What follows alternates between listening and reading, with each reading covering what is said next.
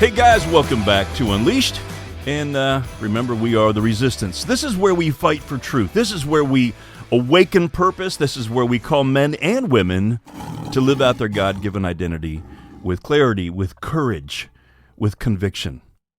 It's about your why. You know, why are we looking for our why? Because that's something that we want to help you find, because it's going to help you live your life to the full. I mean, to the absolute limits. When you find that why, wow, it's the most powerful force there is. Today's episode is going to be for the ones who are in that waiting room. The ones who are tired of hearing, the not yets from God. When your heart is screaming, I want it right now. Boy, I don't know if you've ever felt like that. I have a lot in my lifetime. It's like, God, why are we in this waiting room here? I mean, I want to get things moving forward. Don't you want what I want? Yeah, he does. But he also wants to shape you to make sure that you are going to be able to do this to your best. So today's stories, they're about longing. It's about spiritual leadership. It's about trust. It's about the tension between, that desire we just talked about and wisdom, discernment. And I'm hoping by the end, I think you're going to discover that the waiting isn't punishment. Like God's so frustrated with you that he's just, kind of thrown in the towel. He's given up. No, the waiting is God's preparation. He's giving you what you need so that you have what it takes. And we've talked about that. One of our biggest questions, do I have what it takes? Am I enough? A few podcasts ago, I told you about a storm that had ripped through our backyard. It was a tornado. We're all down in the crawl space. I mean, it was pretty scary. And I had gone out to the front porch, to kind of check on the storm, and the big swirling of the tornado was now above us, and you could see it in the video that I have of this thing spinning. I heard the tree come down in the backyard, hit stuff, and I took off, got in the crawl space with everybody. But when it actually landed, when we came out and noticed the next morning, because it was dark, that tree had crushed a part of our fence. It demolished our trampoline. I mean, it left hundreds of sticks and branches scattered across the yard. There was even a large limb that when it snapped off the tree, either when the thing hit and it kind of like that force, just kind of like a nunchuck, just kind of flipped that thing, drove it straight through the seat of my riding lawnmower. Such power. But it was chaos. And worse, I had to wait on the insurance adjuster, which seemed like it was an eternity.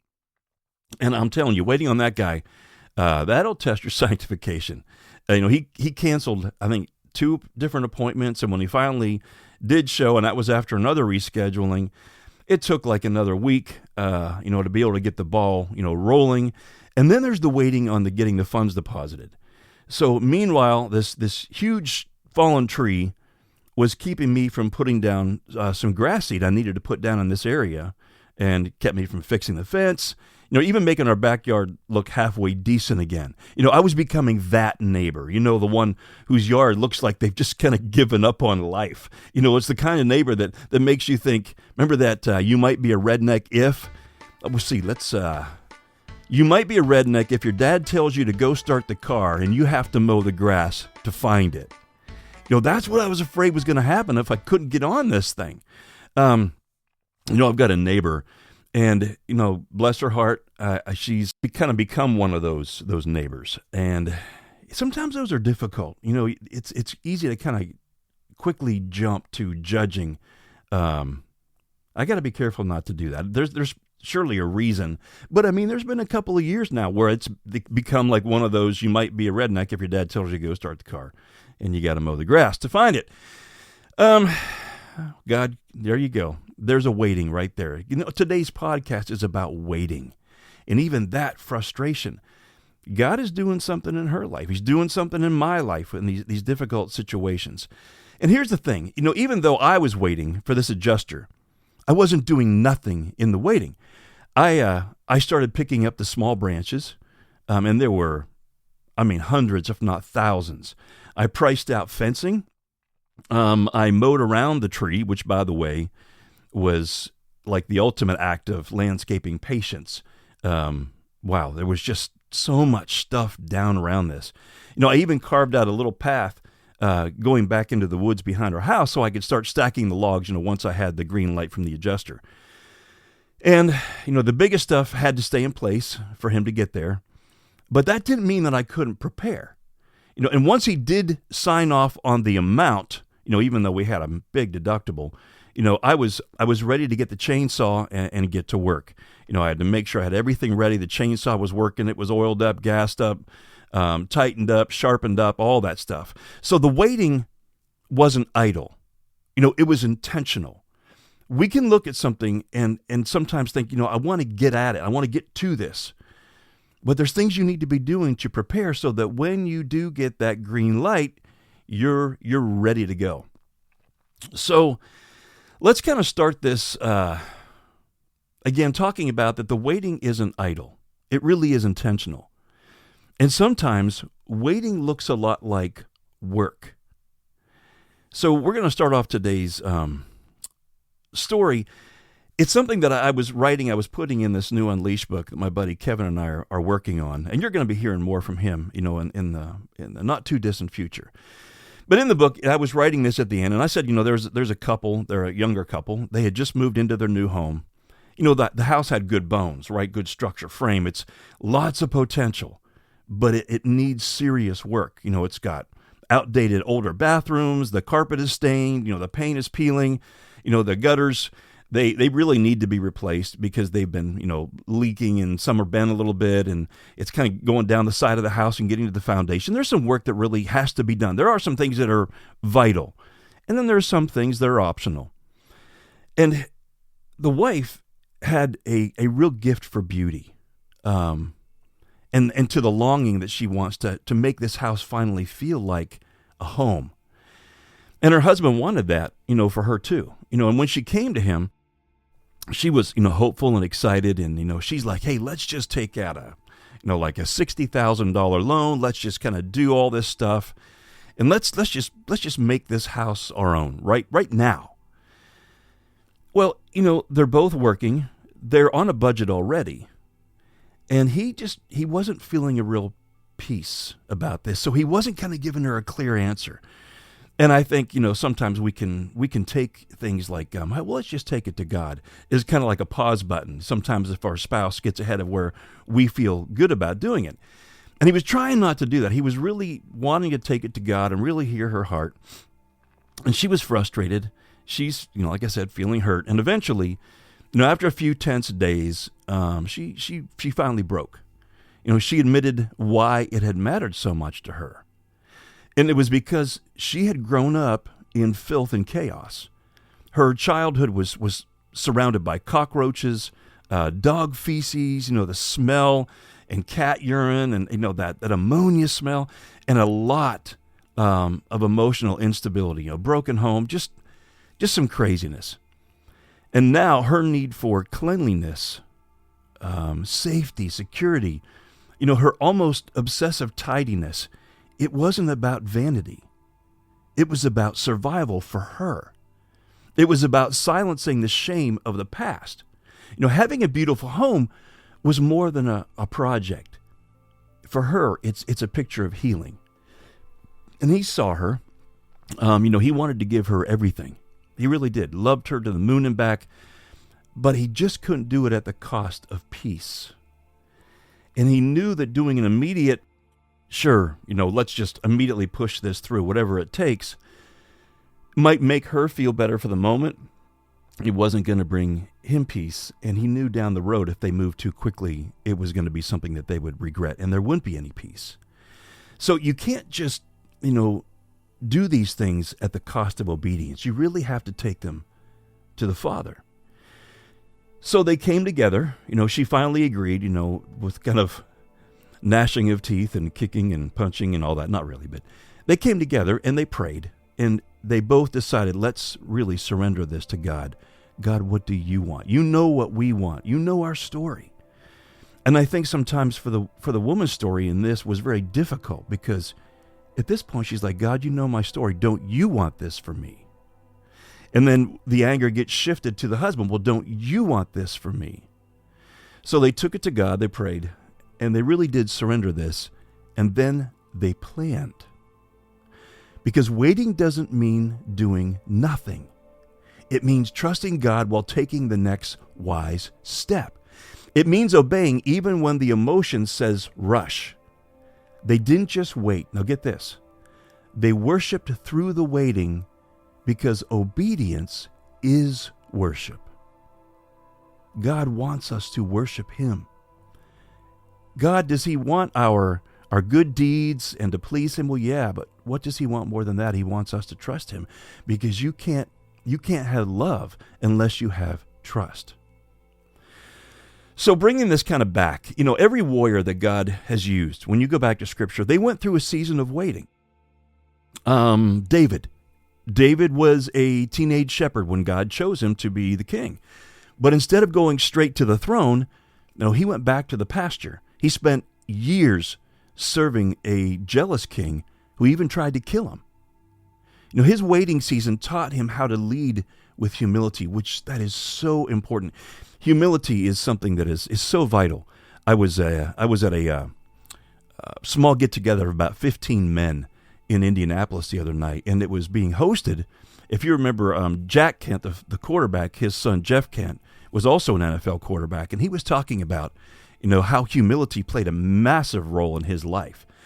Coming through high school and college, and being the cream of the crop, and then getting to the NFL, where the game is much faster and much more difficult, and it humbles you. But you have to be humbled to become a good teammate. So David, his waiting season taught him how to lead with humility and to fully rely on God's timing, not what he wanted. You've got Joseph. He had those powerful dreams, right, as a teenager, and that would show him that one day he would lead. But his own brothers even sold him into slavery.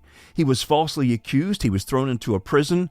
He was forgotten for years. Now get that. Now we're not talking about something we want. We have to wait a week, like for the adjuster to come or, a loan to go through or whatever. He was forgotten for years. But it was in the waiting that his character was forged and his leadership was tested. That is so important. Like James 1 talks about becoming mature and complete, so we're not lacking in anything. That's the forging. What about Moses? Moses was born to be a deliverer.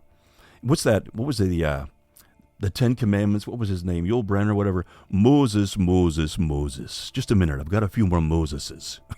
But, in that, the story of Moses, after he kills an Egyptian in anger, he runs to the wilderness. He's got to spend 40 years tending sheep in obscurity before God calls him, from the burning bush. The desert was where God transformed Moses from being impulsive to becoming obedient, humble, surrendered. Even Jesus, the Son of God, spent 30 years in quiet preparation. He worked as a carpenter. He was walking in obedience. He was getting into people's lives, building trust, waiting until the Father said, now. His ministry only lasted 3 years, but it changed everything for eternity. So waiting doesn't mean that God forgot about you. What it means is He's forging you.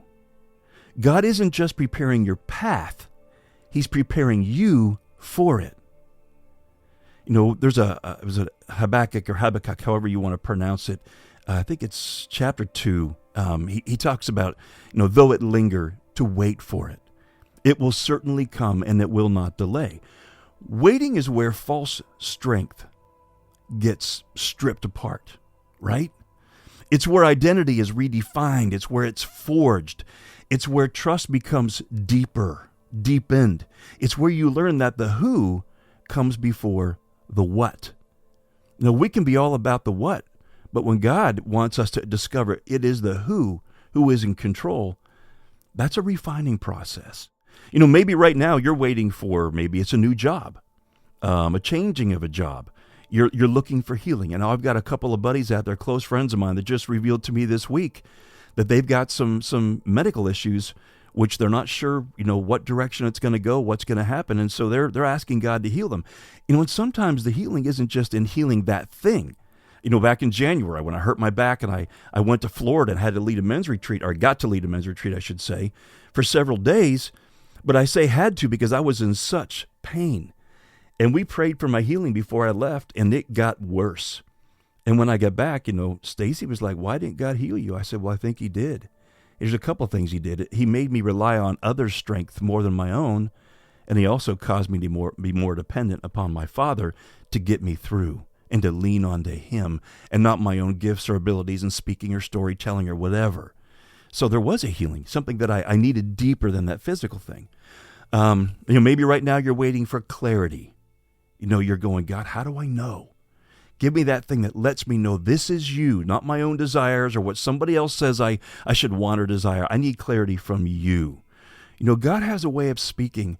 And I know that when my wife and I will take something before God, there's a certain way that we have watched together that God speaks to us. And so we ask him, "God, show us that so that we know it's you." God is a personal God. He knows your story. He knows how to speak with clarity to you. Maybe right now you're waiting for a spouse. It's been a long time in the waiting, and you want to have that companionship in your wife or your husband. And God says, "I know the plans that I have for you." It comes back down, do we trust his timing and that he wants what's best for us? Maybe you're waiting right now for justice. You've seen an injustice happen, and you're waiting for God's justice. You're going, "God, where are you? Do you not get what just happened here?" Yeah, he does. But remember, he might be working on that person and their situation, but he's also working on you. Do you trust what he's going to do with this, rather than you feeling like you need to be the one to get justice? Maybe you've tried to force things. But what if God's delay is really his mercy? What if he's saying, "I'm not holding out on you. I'm holding you together so that you don't crumble, under what's coming," right? So trust the forging, trust the Father, and obey in the tension, in the waiting. It's like a blacksmith, heating steel. That forge is where fire meets resistance. Like we always talk about here, we are the resistance. This is about a refining. It's where the brittle becomes strong. But in that heat, the blade has to be held. That's where it's shaped. That's where it's struck. It's not easy. It's not fast. But it's how a weapon is born. And that's the tension that many of us are in. I mean, a lot, right? The fire of unmet desire. The hammer of the pressure that we're under that feels like we just keep getting hit in the same place. I remember one time Stacy asking me, "Why does God seem to keep allowing those arrows to hit me in the same place?" And I said, "It's because you're not healed yet, and he's trying to get your attention to focus on that, to bring it to him." And, sometimes the waiting can feel like punishment, but it's actually proof that you're being forged. You're not forgotten. The promises of God, he will stick closer than a brother. You're not forgotten. He's forging you right now. Allow him to do what he needs to do. He knows better. And if for a lot of guys out there that maybe you guys like movies, and if you need a reminder of maybe kind of what the waiting process produces, think about William Wallace from Braveheart, one of my favorite movies. After his father and brother are killed, the young Wallace, he wants to rise up and go fight, but he can't yet. He's not fully developed. He's not strong enough. He hasn't learned how to wield the sword or use wisdom yet. So he has to wait. He's mentored, right? You remember that? I think it was an uncle that comes and helps. He takes him away and raises him and trains him. And that's important. He has to be trained. He has to grow in wisdom. He has to grow in strength. He has to grow in clarity, making the right decisions at the right time. And that long, quiet preparation is what transforms him from being a vengeful, young boy into the leader that Scotland needed. Without the waiting, there would be no warrior. There would be no freedom. No freedom. There would be no roar, that roar of freedom that moved all of us when we saw that movie. And the same goes for you. Maybe you feel like the fight is overdue, but God's still forging the warrior inside of you. So let's take this deeper as we kind of start to wrap up here. Why is it that surrender is so difficult? Maybe it's because we're invested so much, like in our time, with our emotions, maybe even our reputation or our money or whatever. Maybe it's because what we're carrying feels like it's tied to our identity. Maybe it's because we're under pressure from our spouse, from our boss, and maybe our kids, even the church. And that weight, that, WEIGHT, that weight can feel so heavy and so crushing. And the waiting becomes even heavier when you're not just waiting on an outcome, you're waiting on peace.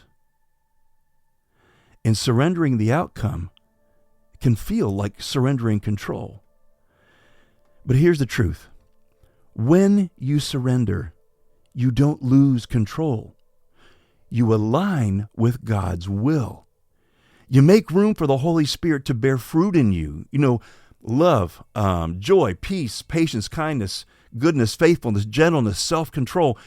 You trade anxiety for trust. You're trading your urgency for obedience. Remember how we talked about obedience is worship. You're trading fear for formation. You are being forged. And even in the creating, this podcast every week, there's things I have to surrender. When I get down to this point, I'm always like, man, do I mention, we need your prayers. We have things that are always happening, those storms and things that we have to be able to meet. This is what we do full time, speaking to men, coaching men, doing the podcast. When I say we, I say that because my wife is in this with me. And she does have a great need for security. She needs to know that not only myself, but God is taking care of her needs. And, I wrestle, when I'm asking for prayer, and especially when I mention anything about financial support. I don't want to be one of those guys, whatever. What I'm talking about. It's uncomfortable. But I had one guy come to me one time. He says, "Why do you struggle with that?" And I was silent. He goes, "I think it's pride." Because we're supposed to take those needs to God. And I think I wrestle with how to say it in a way that honors God. That I feel like I'm not saying something that's going to be manipulative or laying shame or something out. But I've had to learn again and again that trusting God means letting go of how I think things should be said, how they should work, and to rest in how He moves. So, yeah, there's a humbling. When I say that to you guys, I put it out there. It is humbling, and I need to be humbled. And God, I do thank you for it. All right, so bringing back to this message, God, I want to trust you, right? This is what we're saying here. Even when I can't see how this will work out. And here's what I'm carrying, and here's what I'm surrendering. So if you need to hit the pause button, I don't know if you're driving, you want to pull over, maybe you're listening to it at home while you're working out, whatever, sit down on the workout bench, just kind of look down so no one's paying attention, put your headphones a little tighter to your ears, and I want you to sit with what I just said. I want to let your honesty lead you into healing, because what you surrender, God can finally steer. When we stop trying to grip the wheel and let Him take control, movement begins. Remember, you don't leave it in neutral. You're still doing something, but that direction that you're going to go and the big leaps and flooring it, that comes in God's timing. It doesn't come through manipulation. Because giving it to God and watching Him when He said moves, when that movement begins, now you've got the green light. Now you know, hey, it's time. And you can do it you found your why. You can do it with fervor, with joy, with courage, with drivenness, not anxiety, not fear, not worry, not doubt, not shame, but real direction, divine direction. We're talking precise, right? Because it's rooted in trust. You're trusting that when God gives you that green light, it's from Him. And it's like, let's do this. So here's that prompt again. I want to go back and I want you to sit with this.